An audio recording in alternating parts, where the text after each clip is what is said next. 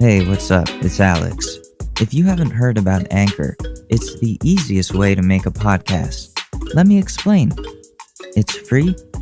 There's creation tools that allow you to record and edit your podcast right from your phone or computer. Anchor will distribute your podcast for you, so it can be heard on Spotify, Apple Podcasts, and many more. You can make money from your podcast with no minimum listenership. It's everything that you need to make a podcast all in one place. So download the free Anchor app or go to anchor.fm to get started. Hey guys, welcome back to the Short News Podcast. Today is Monday, February 17th, 2020. It's been a few days, so we should catch up. I've been cutting back on my coffee, so if I sound a little duller than usual today, that's probably why. It was starting to make me more anxious than I need to be, so it's time to stop, cut back a little bit, whatever. Other than that, really not much else has been going on. I've been gaming a lot, but there's nothing new in Call of Duty other than the fact that they started a new Battle Pass season, so get ready to shell more money out to Activision. I know I did. So, without further ado, since you guys probably don't want to hear about my life, we should go into some news and check what's going on in the world.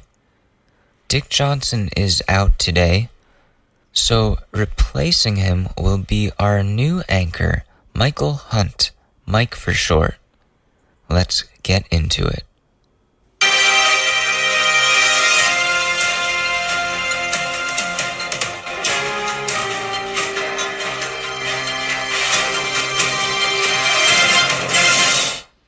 Hello and welcome to the Short News. I'm Michael Hunt, Mike for short.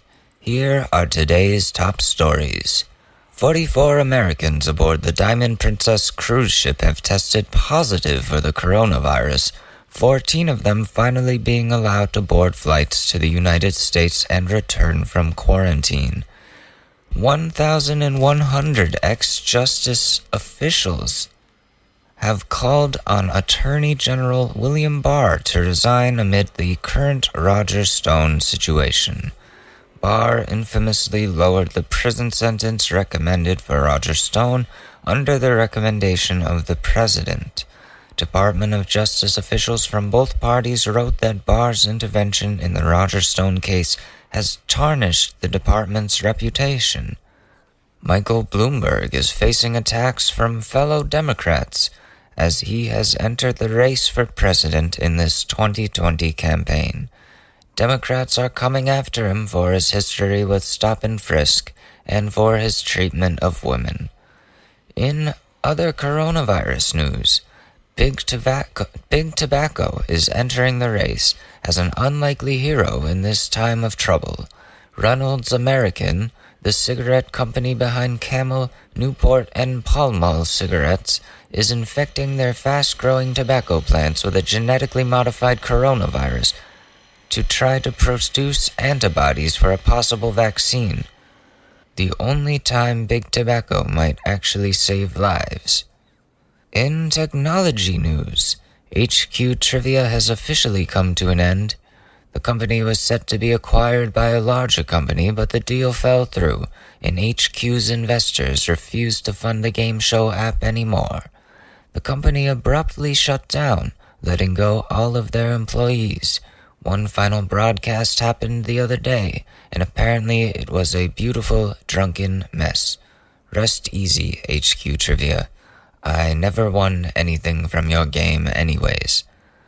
Rainbow Six Siege will be ready for PS5 and Xbox Series X at launch of both consoles. Cross-platform play will also be possible with players on the last generation consoles. Sonic the Hedgehog the movie is now out as of Valentine's Day. It has a positive audience score of 95% on Rotten Tomatoes and a 63% on the tomato meter. So go ahead and see the Sonic movie because apparently it's actually pretty good. This has been the Short News. I'm Michael Hunt, Mike for short. Back to you, Alex. Thanks, Mike. The construction going on in the back, I'm so sorry about that.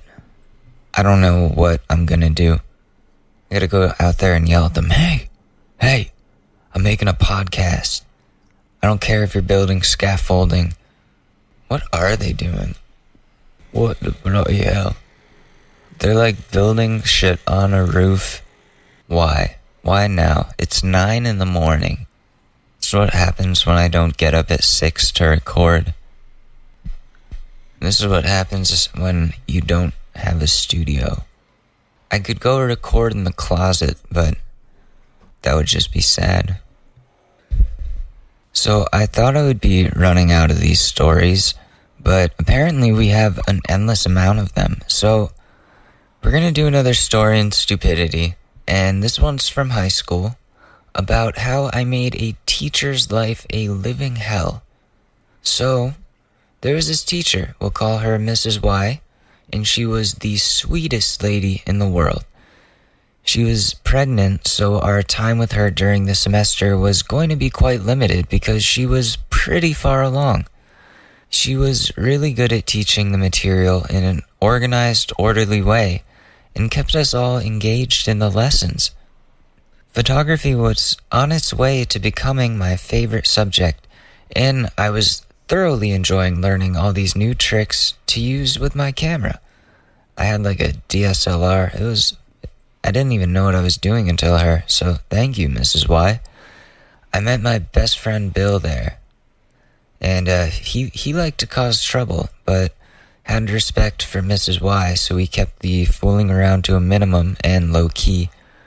We were both performing well in the class, and all the students in this period became like really close because we had to work together a lot, and we're in close quarters in this room, so there was heavy camaraderie there.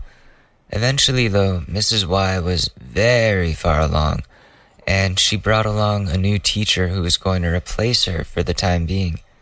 This motherfucker's name was Mr. K, and we had some history. Mr. K was a wannabe art teacher, and his wife, Mrs. K, actually was my art teacher in middle school. I hated Mrs. K. She was nothing but nasty to all of her students, and I would always like run by her room screaming like mean shit, and like run down the stairs before she could even come out and see who it was. But I also stole a lot of her polymer clay from the art room because polymer clay is really cool, and I hated her. So anyways, Mrs. Y leaves to have her baby and leaves us with this fuck face, Mr. K. This dude sucks. He doesn't know how to teach. When he talks, he's all over the place. His moods didn't make sense, and the things coming out of his mouth were a discombobulated mess. He was making photo class into a living hell and stopped even teaching us from the curriculum that Mrs. Y left for us. Instead, he opted to show us his aspiring filmmaker skills in the form of this terrible film he'd been working on for probably 15 years at this point, called Blake's Divine Comedy. Some boring ass shit about William Blake living in the modern world, and it's really not good at all whatsoever. Trust me, I've seen parts of it. So, this dude, instead of teaching us, is self-promoting his shitty movie like a SoundCloud rapper in the middle of class and talking down to us, teaching us nothing, and very obviously tripping on acid because there is no other way to explain his crazy behavior. We were learning nothing, and for the first time in my life, I was actually pissed off that I was learning nothing. He held me and Bill late one day for an assignment, and I had English class next, and Bill had class too, which was like much more important than his class, And instead of giving me and Bill a late pass, he rips off a piece of construction paper and just signs it and gives it to me. Like a piece of colored construction paper. It's not even shaped like a late pass. It's just like, ripped it, boom, here you go. So I gave that to my English teacher, and he literally laughed at me and thought I was screwing with him. For the first time in my life, I felt and heard the call to action to actually do something about the situation. Get us a better teacher by getting this idiot fired somehow. So I went to my computer, added everyone from the photo class into a Facebook group, and called it Mrs. Y's Army. As a Dumbledore's Army type reference to Order of the Phoenix. Great book. I started telling everyone that whatever this dude said to do, we would do the opposite. And me and Bill would volunteer to do most of the problem causing in the classroom. I told everyone not to listen and just keep talking when he tries to get your attention. Go to your phones, all that kind of stuff. Just the absolute utmost disrespect. I'm a little shit, I know. So we went to class and started doing that. Me and Bill would cause trouble that would just piss him off. I would sabotage the classroom technology while he wasn't in the room in a subtle way, though. I wouldn't break anything. I would just make it so the projector wouldn't turn on the normal way, and he would just be trying to do that for the whole day and pissed about it. The rest of the class actually listened to what I said, and we now had a class full of kids who were openly disrespecting their educator, and it was beautiful. So this was around the time, 2011, 2012, where there was this new movie special effects augmented reality app out, probably the first of its kind, and I think it's just called Movie Effects. So we started making videos on our phones of Mr. K getting hit by a heat-seeking missile or boulders or cars or whatever and passing that around the class and to the other students in the other classes that he taught. And we spread that shit around, and we had all these other classes join into the rebellion of going against this guy. Some people even went as far to report him to the administration for not properly teaching us and treating us like shit. And being an absolute freak who must be on psychedelics or something. They even said, the administration, so they said there was nothing they could do unless the situation escalated. So we turned it up to 11, made his life even more of a hell, and eventually, in one of the other classes he taught, a student said something against him that set him off, and he threw a bottle of paint at the student. Right then and there, that piece of shit lost his job. We did it. We actually broke this man's psyche, down to the point where he assaulted a student and got his ass fired. It was one of the first times I ever was in a leadership position, and am I proud of it? I would say it's 50-50, being proud and not being proud. The man was a terrible educator and a terrible person, and I was not going to stand for the disrespect that was happening in that classroom.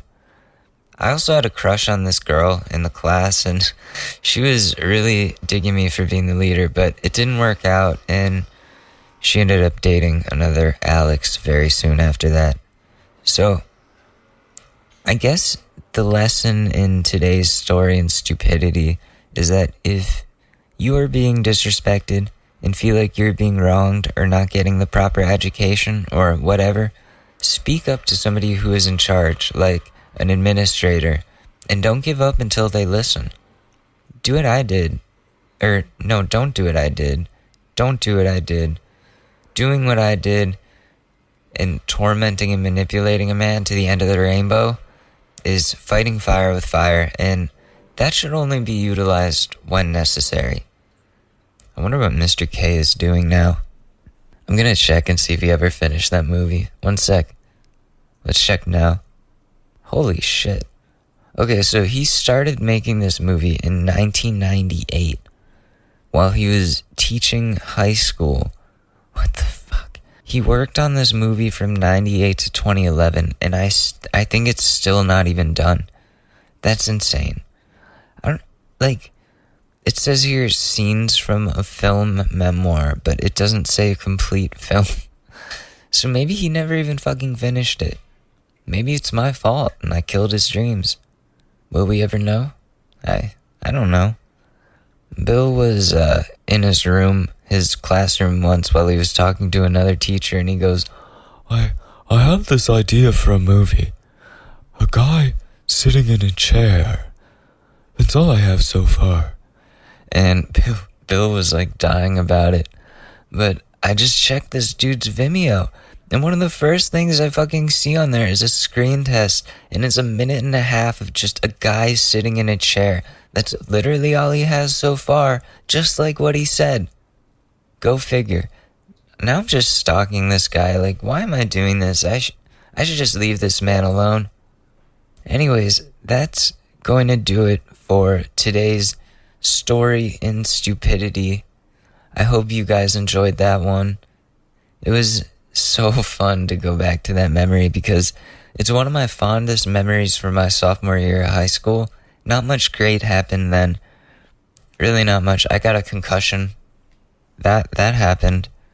There was my track team, somebody started like snapping like West Side Story style at each other, and then it turned into like dancing, but then it turned into an actual brawl, and then like it went from a joke to like a straight up fight. Next thing I know, this kid's standing behind me crouched, and then this kid comes up in front of me and decks me. So I like get launched by the dude who's crouching behind me, and I like hit my head, knocked out, all that. First concussion. It was bad. But I've had like four concussions. It's not good. I don't know why I'm laughing. It's not funny. I'm like really scared to tell this other story because it's kind of mean. I might do it in the next episode. Not that this one wasn't mean. This one was horrible. I'm probably most likely going to hell for that. Bill is too. I have plenty of Bill stories, and I will make sure to create more experiences to talk about here. I just saw this news article. Japanese airport adds dog restroom. That's progressive. I like that. How come Chicago O'Hare doesn't have that? That's bullshit, man. I like Chicago O'Hare, though. That's a cool airport, but Denver's better.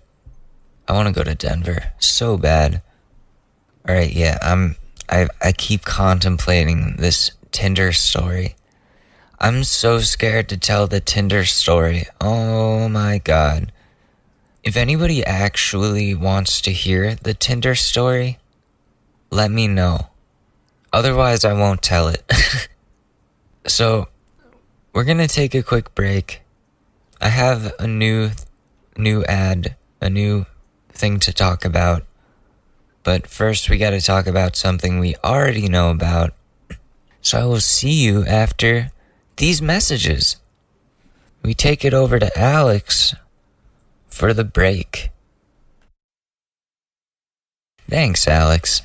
So, I want to take another second here to talk to you about Buzzsprout.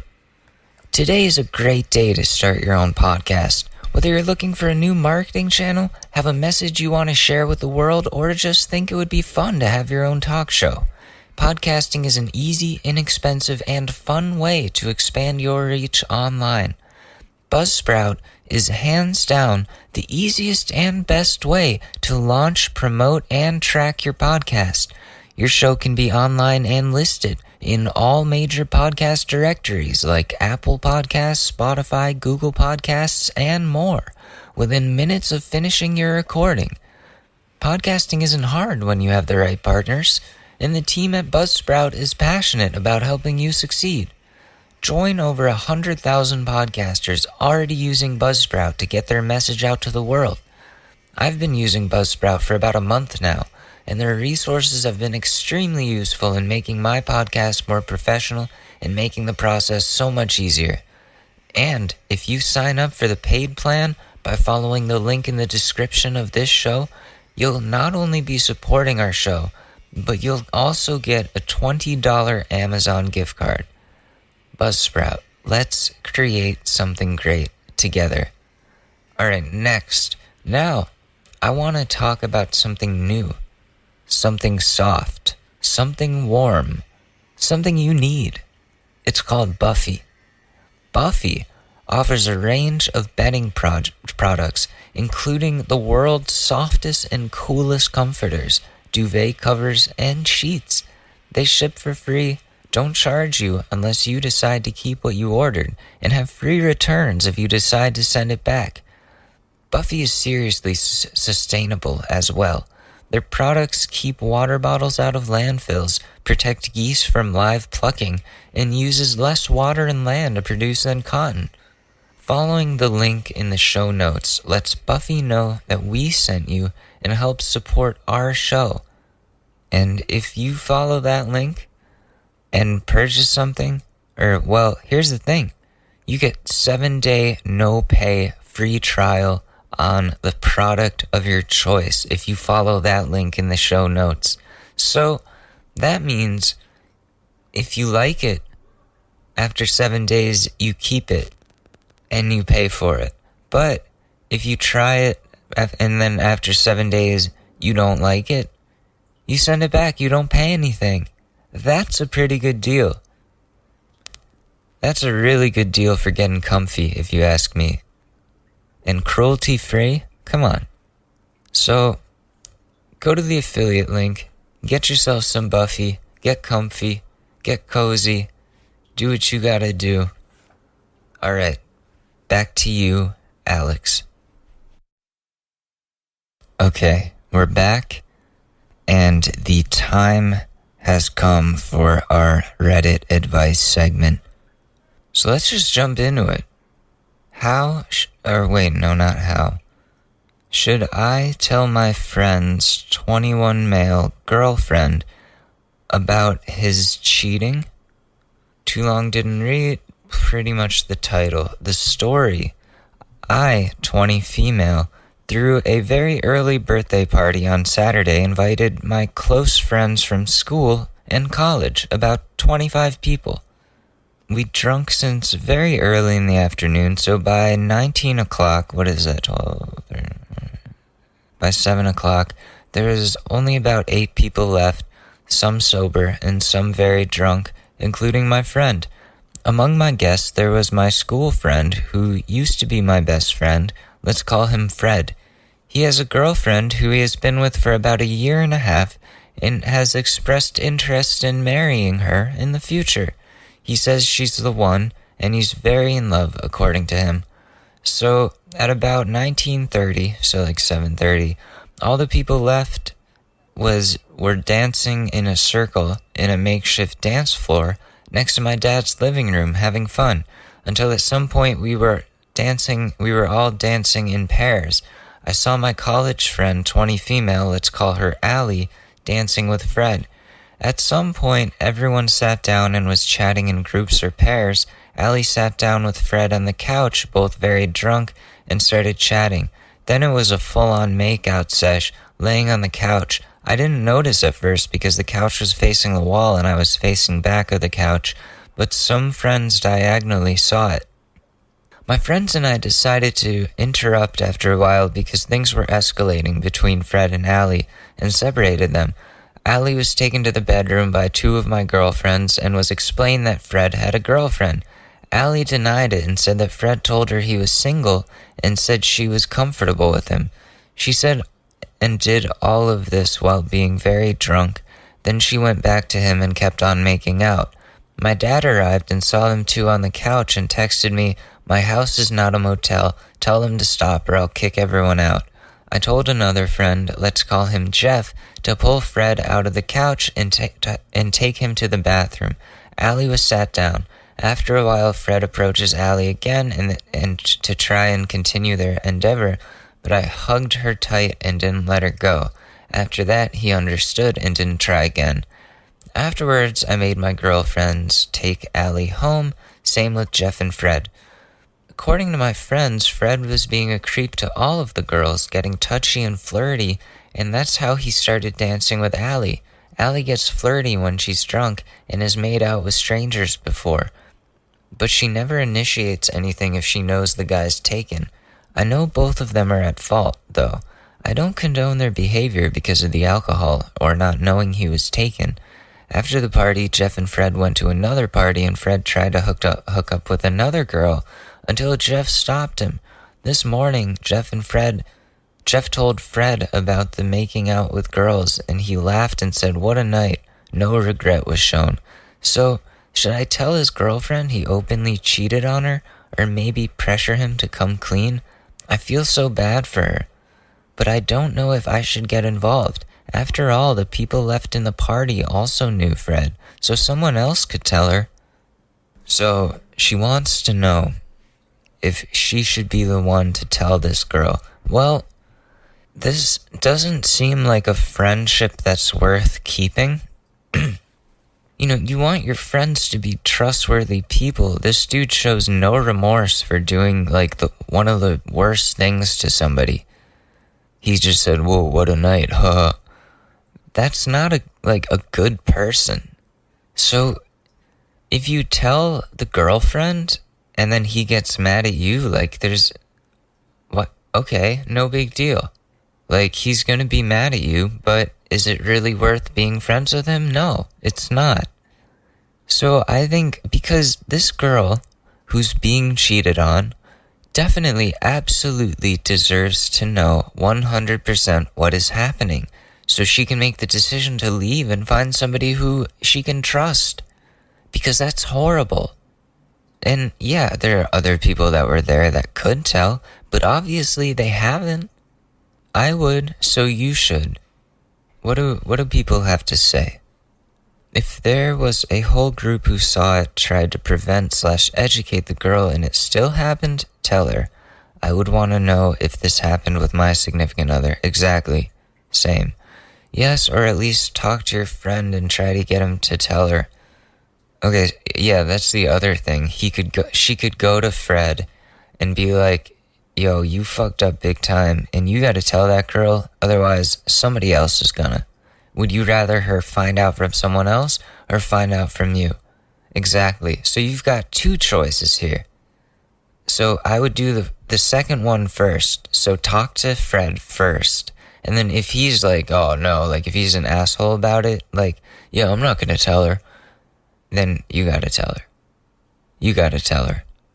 Okay, this could either be normal or bad. I, 27, male, want to know if this is a valid reason to break up with my girlfriend, 37.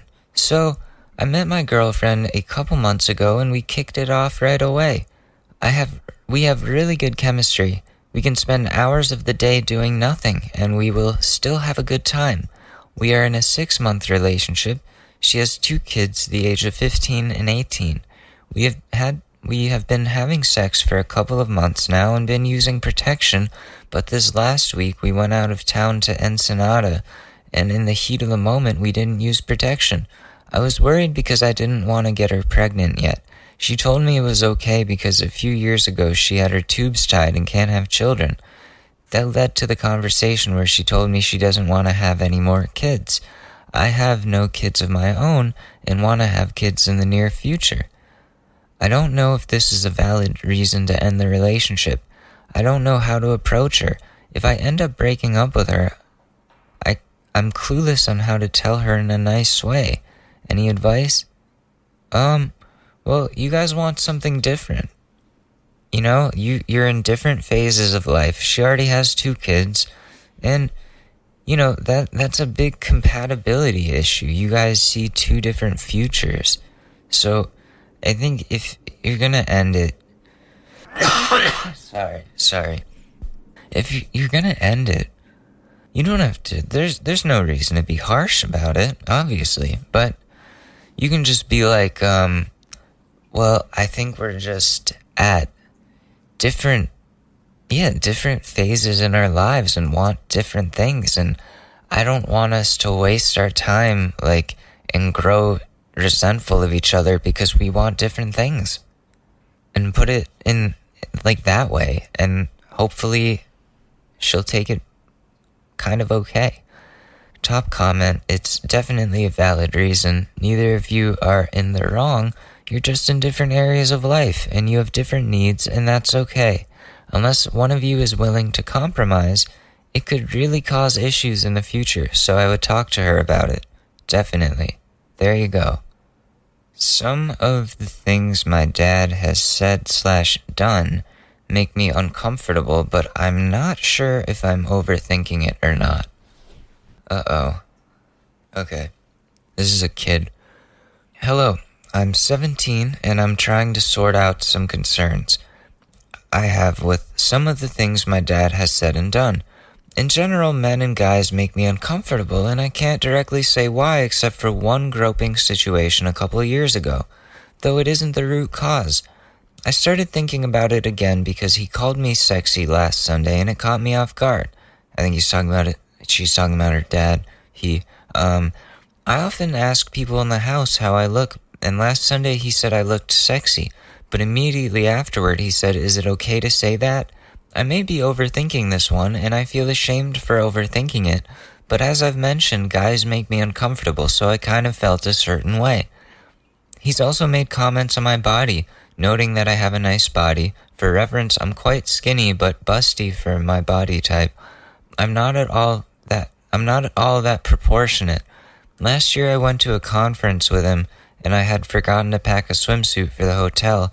We went to the mall and I wanted a one-piece since I love the simple, classy look of them, but he asked why I would get a one-piece when I have such a nice body.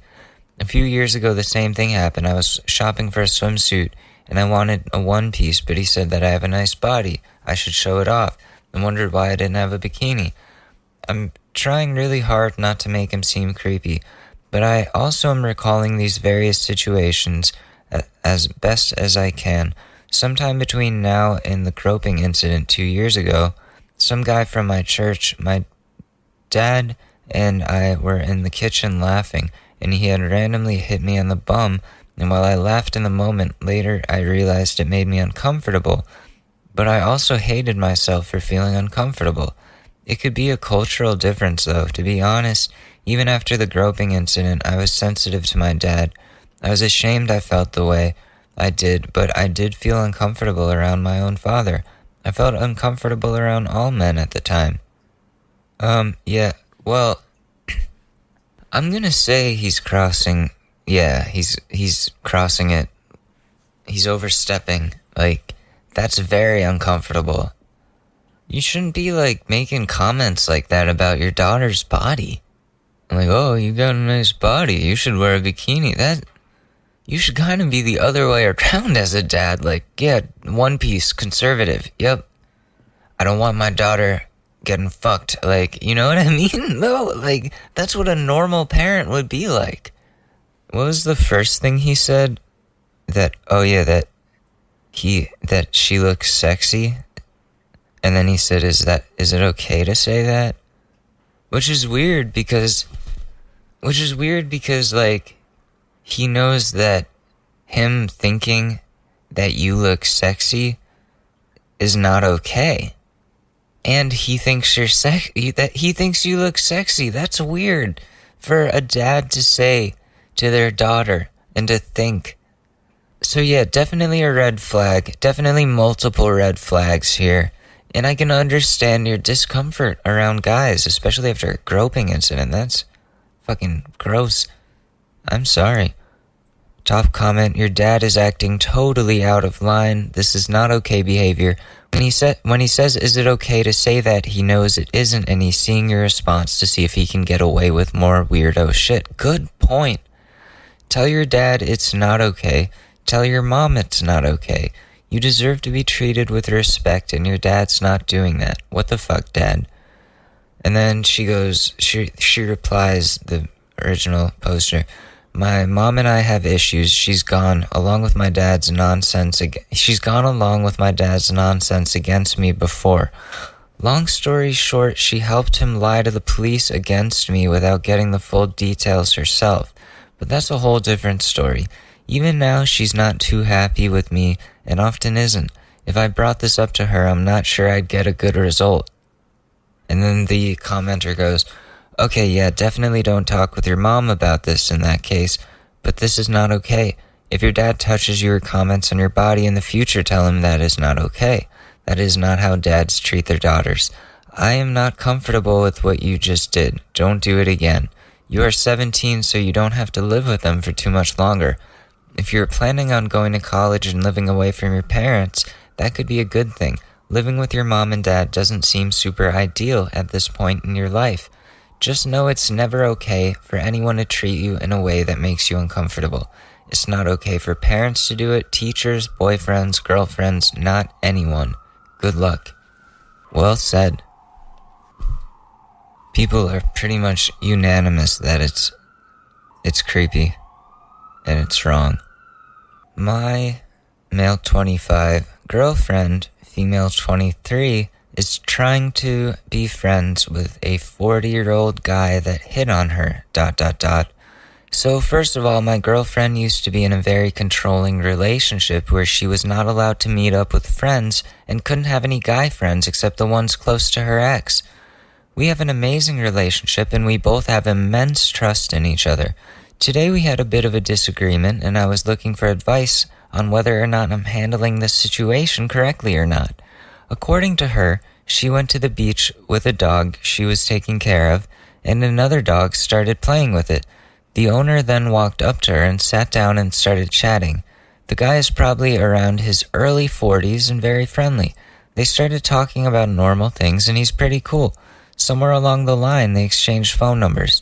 Then she starts getting a vibe that she's hitting on her, so she quickly starts bringing me up to let him know she's in a relationship. Then the guy tells her straight that he would like to touch her. Here, she quickly changes the subject and then leaves shortly after. Now he's sending messages saying he wants to see her. She keeps letting him know she's not interested, but she wouldn't mind being friends since he seems to be a nice guy. So I'm fine with guys hitting on her. She's attractive and it will happen, and she will inform them she's in a relationship, and it usually ends there. I got quite upset after hearing about them messaging each other. She says she just wants friends, and I completely understand that. But a 40-year-old guy that hit on her, and I don't think she should be giving her numbers to guys who flirt with her, even though I know she just wants to be friends. Not all guys think that way. Now we're in a disagreement, and I feel like she thinks I'm controlling her, and that she must automatically avoid and block any guy that hits on her. She asked me what would have happened if she declined my advances. Should she have blocked me too? I also believe that even though exchanging numbers can be innocent, the guy might get mixed signals from that.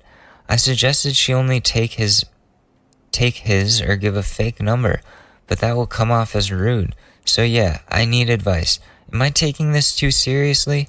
Or should there be boundaries? And if so, where? Too long didn't read? My girlfriend wants to make friends, but I don't think that she should do so with people that are trying to chat her up. Edit, a lot of spelling mistakes, sorry. Top comment, don't become friends with new people that want to fuck you is a pretty basic thing to want in a relationship. Yeah, and the dude said creepy shit. He straight up said his intentions, that he wants to touch her, he wants to do stuff. I would not be okay with that. And I'm sure if a girl was saying stuff like that to me, Ashley wouldn't want me to be talking to them either. And I'm sure this dude's, the OP's girlfriend, feels the same way about if a girl was talking to him. So, I don't know. I think, boundaries should be set. There should definitely be boundaries here. Alright, we can do one more. It's gotta be a good one. These are dark. That's depressing. Sorry, I've just been looking at these. Thank God for the dead air eliminator. A girl I dated is sitting outside my house and won't leave. This is actually happening as I type this, and I don't know what to do. I, male 21, dated this girl, female 21, for a total of 1 month. And during that month, she confessed her love to me, screamed at while we were out at a bar because I was screamed at me while we were out at a bar because I was talking to a girl I went to high school with, and moved into my house without ever asking me. I broke up with her a week ago, and now she's sitting in my driveway calling and texting me. She's also saying some very concerning things like I've never felt this bad and I'm scared. I don't know what to do. I obviously want her to leave, but I also feel like because of the things she's saying, I need to help her. I also feel a little scared for my own safety. She's very unstable and I don't know what to do or what she will do. Please give some advice.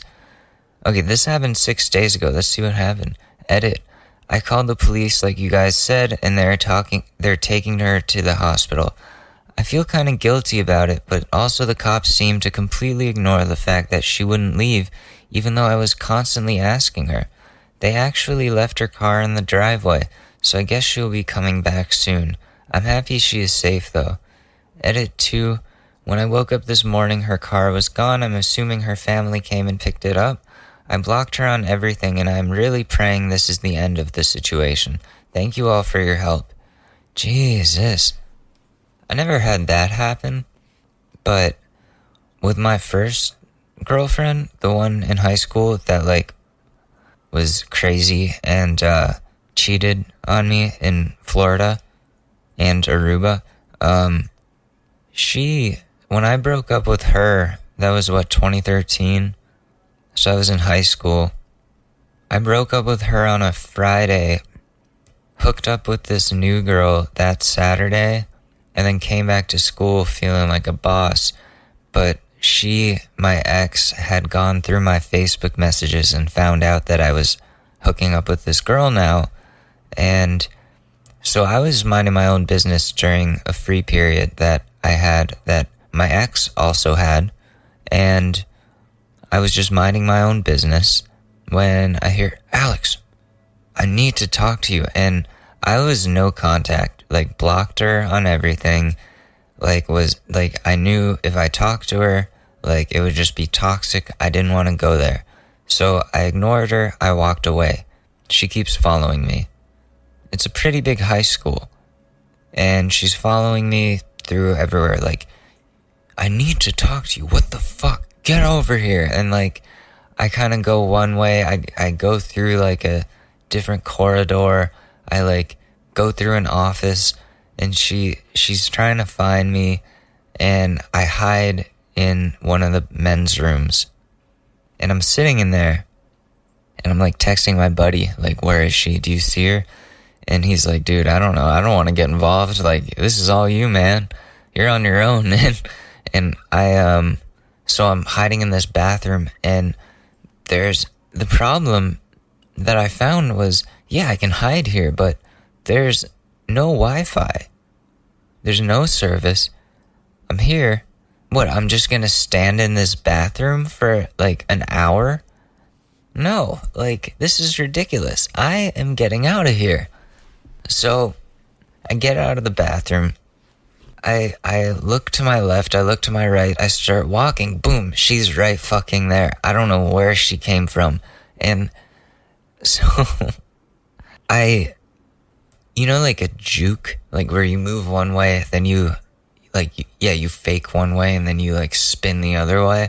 So I did that, and she grabbed my backpack and tried to keep me from running, but I got away, and eventually, I just went and sat in, I knew one of the administrators, because they were a friend's mom, so I was like, hi, Mrs. So-and-so, can I come sit in here? I'm being stalked. And she was like, yeah, okay, what's going on? And that happened. So that's how that ended, but so not as bad. She wasn't at my house. She would have been if she had her license at the time in a car. Oh, thank God. She that is, like, I'm just remembering, like, she went into my Instagram and unblocked herself and then commented on my pictures saying I miss you.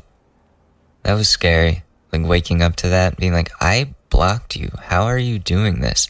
Oh shit, she's in my account. Like, what do you do? Anyways, before I start going into a whole thing about that, we're gonna cut this episode here because I have some physics homework to do. But thank you guys for tuning in. As always, go to www.shortnewspod.com for everything short news, and I will see you guys in a couple days. Alright? Awesome. Peace, party people. Bye. It's really that time of year, and your team might finally do it. Or if you're a Rams fan, you might just want to book the trip now. This year, Super Bowl 56 is in Los Angeles at SoFi Stadium, February 13th. You can scour resellers to buy an overpriced ticket closer to the day, or you can lock in the Super Bowl experience of a lifetime now with our friends at On Location. True 50-yard line seats, only available with On Location. An invite to celebrate on the field with the champs. On Location. Yes, you want to craft a perfect confetti angel like I did? Go to the game with On Location. And it's not just about gameplay. From dinner with NFL legend Marcus Allen to pre-game parties featuring acoustic sets for Wyclef, the official hospitality partner of the NFL is offering the most exclusive ticket packages available. Want to know how? Visit onlocationexp.com/SP56 or search Super Bowl On Location. That's right. Search Super Bowl On Location. Make the trip of a lifetime. It's your shot. Take it.